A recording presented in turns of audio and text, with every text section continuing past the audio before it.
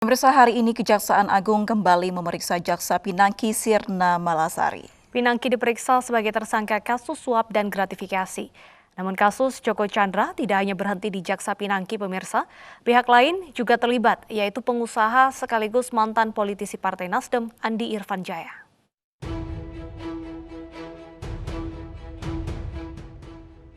Kejaksaan Agung terus mendalami peran mantan politisi Partai Nasdem Andi Irfan Jaya terkait dugaan suap yang melibatkan Pinangki Sirna Malasari dan Joko Chandra.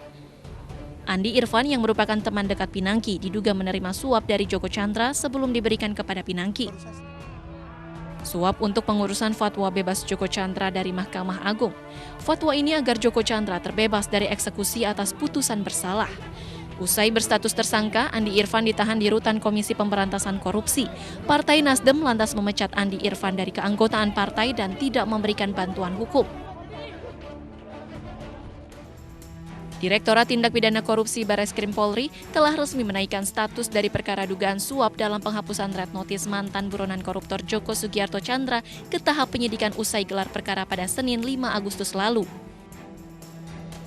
Polisi menduga adanya aliran dana dalam terhapusnya red notice Joko Chandra dari sistem perlintasan selama Mei hingga Juni 2020 lalu. Polisi menduga adanya penerimaan hadiah oleh penyelenggaraan negara.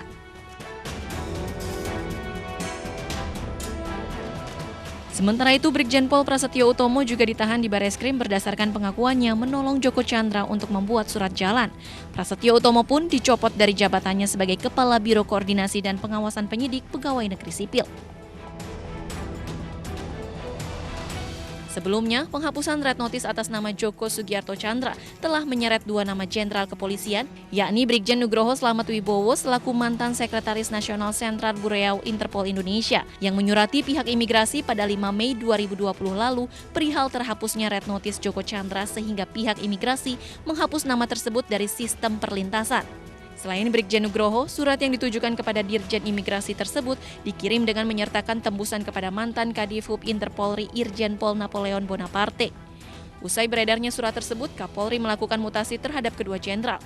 Brigjen Nugroho kini menjabat sebagai analis kebijakan utama Lemdiklat Polri, sementara Irjen Napoleon dimutasi sebagai analis kebijakan utama Polri.